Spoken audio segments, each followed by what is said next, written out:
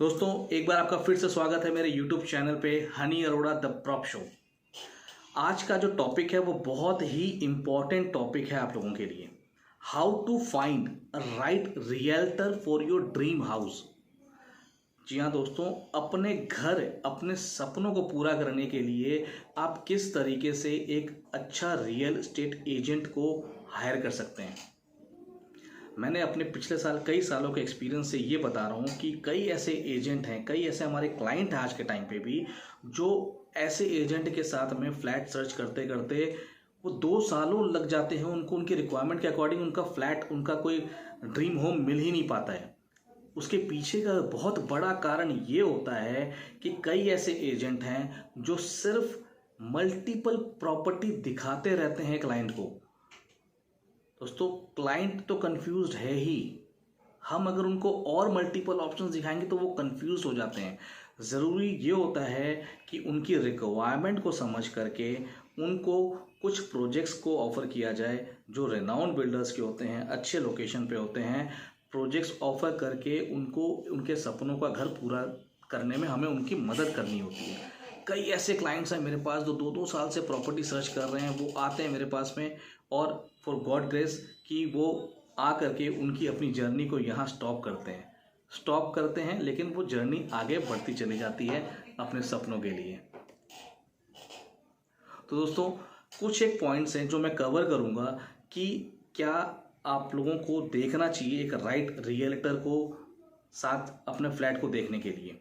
सबसे पहला दोस्तों, अगर आप एक अच्छे रियल एस्टेट एजेंट को हायर कर रहे हैं तो आपको किसी न किसी रिकमेंडेशन की ज़रूरत होनी चाहिए। दोस्तों, आपके परिचित में आपके मित्र हो सकते हैं, आपके फैमिली फ्रेंड्स हो सकते हैं, आपके कलीग्स हो सकते हैं जिन्होंने पहले कभी प्रॉपर्टी बाय करा हो, और अगर वो उस एजेंट के से सेटिस्फाइड हैं तो आप उनसे ये एडवाइस ले सकते हैं कि वो रियल एस्टेट एजेंट कैसा है। अगर वो सेटिस्फाइड होंगे तो वो ज़रूर आपको रिकमेंड करेंगे। तो पहला पॉइंट ये आता है कि रिकमेंडेशन। अगर आप रिकमेंडेशन पे जा रहे हैं तो आप ज़रूर जाइए, उनसे रिकमेंड करके अच्छे एजेंट्स के साथ 1-to-1 करके अपनी रिक्वायरमेंट को बता करके अपने सपनों को, घरों को पूरा करने में उनसे आप हेल्प ले सकते हैं। जो दूसरा हमारा पॉइंट होता है वो होता है रिव्यू का पॉइंट। दोस्तों, जब रिकमेंडेशन आती है तो रिकमेंडेशन को ब्लाइंडली फॉलो नहीं करना पड़ता है, हमें रिव्यू भी लेना पड़ता है।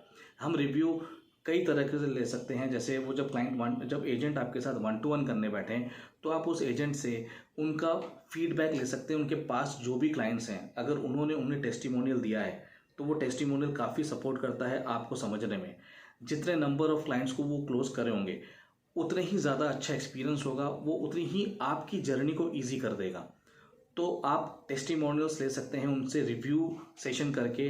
उनका ऑनलाइन प्रेजेंस, आज के डेट में हर real estate agent online presence रखता है।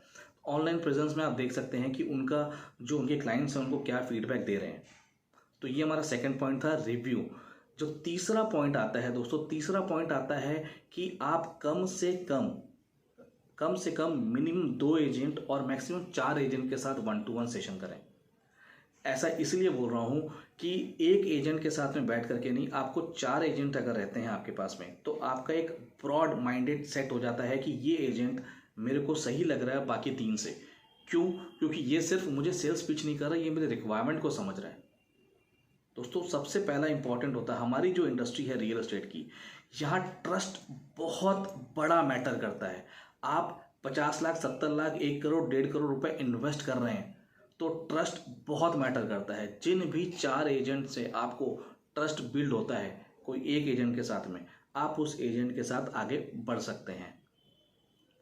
तो ये हो जाता है कि जर्नी। अब इसमें आता है कि जो चौथा पॉइंट आता है वो आता है क्वालिटी। हम क्वालिटी कैसे करेंगे? क्वालिटी के लिए सबसे अच्छी बात होती है कि क्वालिटी में कुछ एक पॉइंट्स होते हैं जो आप ऑब्जर्व कर सकते हैं अपने 1-to-1 सेशन पे। पहला पॉइंट मैं मानूंगा कम्युनिकेशंस। जो आपके साथ एजेंट आपको बैठे हैं आपकी मीटिंग में, वो कैसे कम्युनिकेट कर रहे हैं आपके साथ में, उनका इंटेंशन क्या है आपके साथ कम्युनिकेशंस की। उनका इंटेंशन सिर्फ ये है कि आपको एक फ्लैट दिला दिया जाए और एक कमीशन अर्न कर ली जाए, वो है, या उनका इंटेंशन ये है कि मैं आपको एक अच्छी वैल्यू डिलीवर करूं जिससे कि मनी जो है वो सेकेंडरी पार्ट आता है दोस्तों, किसी भी चीज़, किसी भी बिजनेस में। तो उनका इंटेंशन क्या है, उनकी कम्युनिकेशन स्किल से आप समझ सकते हैं कि वो क्या बताना चाह रहे हैं और उनकी कम्युनिकेशन स्किल कितनी अच्छी है। जो दूसरा पॉइंट आता है क्वालिटी में ही, अगर आप क्वालिटी की ही बात करूं तो वो आता है कि वो कितने अच्छे नेगोशिएटर हैं, क्या वो गुड नेगोशिएटर हैं, क्योंकि रियल एस्टेट एजेंट जो हैं वो हमेशा आपके साथ खड़े होकर के डील करते हैं, वो आपके ही पक्ष के लोग हैं। तो वो क्या अच्छे नेगोशिएटर हैं कोई भी प्रोजेक्ट्स में। दोस्तों मैं इसमें एक डिस्क्लेमर देना चाहूँगा कि हमारे कोलकाता में स्पेशली कई ऐसे बिल्डर हैं जो नॉन नेगोशिएबल पॉलिसी पे डील करते हैं। नॉन नेगोशिएबल पॉलिसी क्या होगी कि वो जो भी रेट डिसाइड करते हैं उसमें वो नेगोशिएशन नहीं करते हैं, चाहे वो आप किसी भी एजेंट के साथ चले जाइए, बट कुछ एक रीसेल की जो प्रॉपर्टी होती है उसमें अगर आप डील कर रहे हैं तो ये गुड कम्युनिकेशंस में आता है कि नेगोशिएटर कैसा है आपका रियल एस्टेट कंसल्टेंट। अगर अच्छा नेगोशिएटर है तो वो ज़रूर आपको अच्छी डील करा के देगा और वो एजेंट आपके ही तरफ होकर के खड़ा होना चाहिए।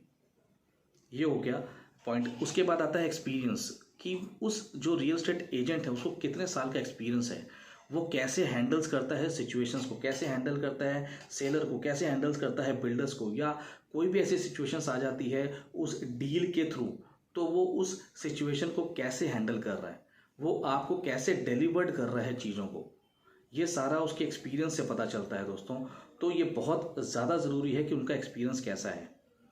नॉलेज भी इम्पॉर्टेंट है दोस्तों, कि जो आपको रियल एस्टेट एजेंट प्रोजेक्ट बता रहा है वो सिर्फ और सिर्फ अपना जॉब पूरा करने के लिए तो नहीं बता रहा, उनके पास नॉलेज कैसी है। वो नॉलेज के थ्रू आपको ये पता चल जाता है कि अगर अच्छा नॉलेजेबल पर्सन है तो आपको कभी भी गलत प्रॉपर्टी सजेस्ट नहीं करेगा, वो आपकी रिक्वायरमेंट को समझते हुए ही आपको प्रोजेक्ट का ऑफर देगा, आपको प्रॉपर्टीज़ दिखाएगा। तो नॉलेज बहुत इंपॉर्टेंट है दोस्तों, एक्सपीरियंस उतना ही इंपॉर्टेंट है। जो हमारा नेक्स्ट पॉइंट आता है वो आता है मिस्टेक्स। दोस्तों कई ऐसी मिस्टेक्स होती है, छोटी छोटी मिस्टेक्स होती है जो रियल एस्टेट कम्युनिटी में बता रहा हूँ, मेरे रियल एस्टेट एजेंट ऐसे मिस्टेक्स कर जाते हैं। वो मिस्टेक्स क्या होती है, छोटी छोटी मिस्टेक्स होती है दोस्तों, कि जैसे हम जब भी क्लाइंट हमें मिलता है, हमें लीड्स मिलती है, उस लीड्स के अकॉर्डिंगली हम क्लाइंट्स की जर्नी को बिल्ड करते हैं, और जब क्लोजिंग हो जाती है तो क्लोजिंग के बाद जस्ट एग्रीमेंट के बाद हम उस क्लाइंट के साथ में रिलेशन वहीं स्टॉप कर देते हैं। ऐसा नहीं होना चाहिए। कोई भी ऐसा रियल एस्टेट एजेंट अगर ऐसा काम कर रहा है तो दैट मीन्स वो अच्छा एजेंट नहीं है। एक रियल एस्टेट कंसल्टेंट या रियल एस्टेट एजेंट का काम ये होता है कि जो भी उनका क्लाइंट है उनके साथ वो रिलेशन को रखें कंटिन्यू। जैसे मैं अपने क्लाइंट के साथ क्या करता हूँ, मैं उनको एक मेल के थ्रू उनकी एनिवर्सरीज, उनके बर्थडेज, ये विशेष मैं उनको ग्रीटिंग्स देता रहता हूँ, ताकि मैं उनकी नज़र में हमेशा बना रहूँ। क्योंकि ये जो होता है, ये रिकमेंडेशन जो पहला पॉइंट था उस पे काम आता है दोस्तों।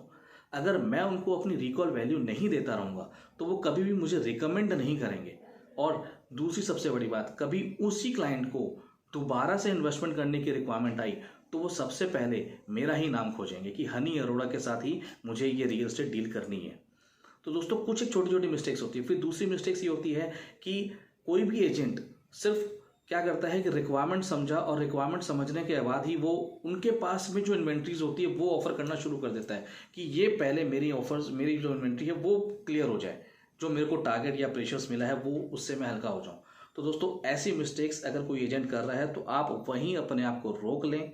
आप फिर से इन चीज़ों पे एनालिसिस करें कि आपको किस रियल एस्टेट एजेंट के साथ आगे बढ़ना है।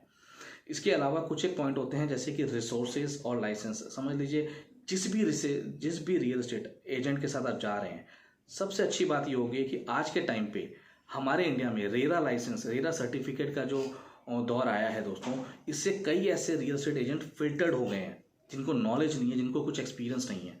तो आप ऐसे ही एजेंट के थ्रू अपनी जर्नी को शुरू करें जो कि रेरा लाइसेंस्ड हो, जो शुरू से रेरा लाइसेंस्ड हो। उन्हीं के साथ अपनी जर्नी को आगे बढ़ाएं, उन्हीं के साथ प्रॉपर्टी को सर्च करें, उन्हीं के साथ प्रॉपर्टी को बुक करें आगे चल करके। तो ये कुछ एक पॉइंट्स हैं।